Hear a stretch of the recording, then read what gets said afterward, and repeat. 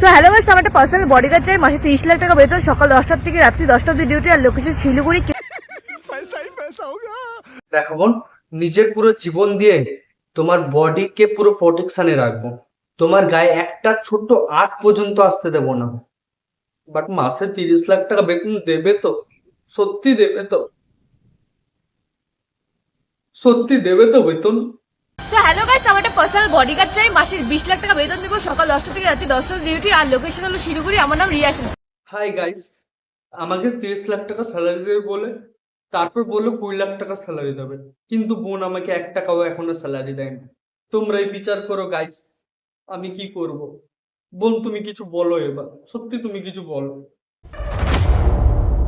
तू पौन मारागा।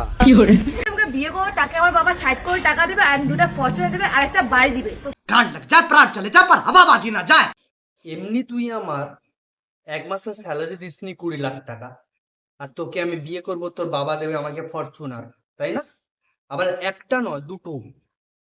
আমি কোন দিক দিয়ে চালাবো খুঁজে পাচ্ছি না। অ্যাকচুয়ালি আঙ্কেল আন্টি কি চাই জানিস তো? তোর মতো মেয়ে না, উনারা রাখতে চান না।